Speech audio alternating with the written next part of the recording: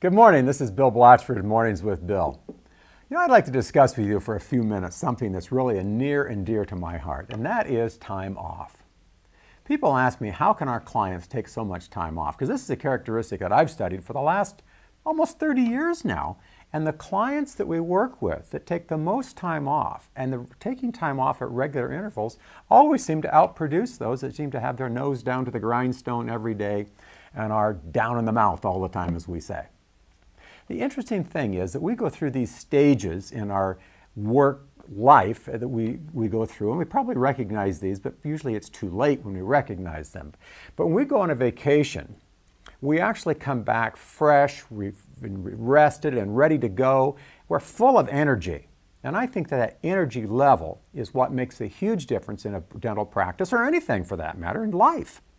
And it's not a huge difference, it's not this huge difference, it's this little difference that makes the difference. So we come back from a vacation, if you can visualize this, we go through a productive phase for several weeks. Now, I have found that number to be varying between different doctors, but somewhere between 4 and 8 weeks out here, most doctors hit what we call the mechanical stage. Now, the mechanical stage is you're still showing up for work, you're coming in on time, you're going through the motions, but the juices just aren't flowing. This is where you're starting to think to yourself, this is getting old, I'm getting tired of this, I need a break. Well, then if you don't take a break here, what happens is you go into what we call the burnout phase. Now, the burnout phase is when you're really saying to your patients, I really need to take a break, I need a vacation, or you're telling your team that.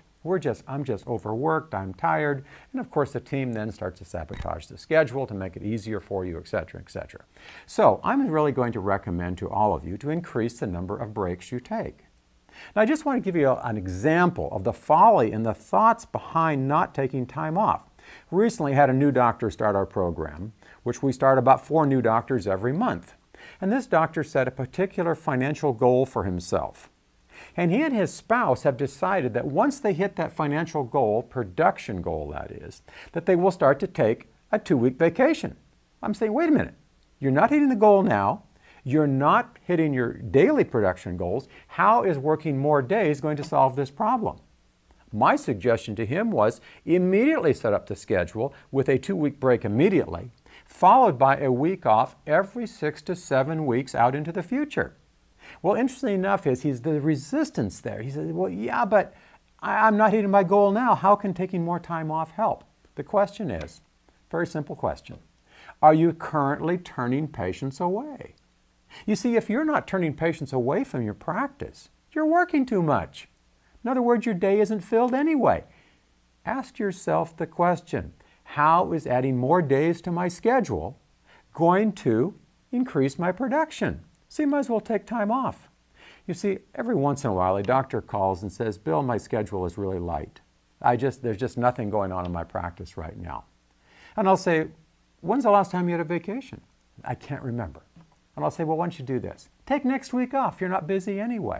And they laugh a little bit, but then they do it and they find out, wow, it works. So you want to titrate for yourself, but if you want to skip that, take my schedule that I suggest to all my clients. About every 6th week, you take a week off. So you work 6, take a week off, work 6, take a week off. But at least once a year, I would recommend you take off a 2 to 3 week period. Now, I always took August off. That was my month. I took August off in the 4th year into dental practice, and I've always taken August off. I've never worked in August, and I haven't missed a meal because of it. Why not? And I will tell you, the time that you look back at the times that you spent with your family and friends and pursuing hobbies, 20, 30, 40 years later will mean a lot more to you than the money you might have made during that 4-week period. So join myself and a number of my clients next year and take August off.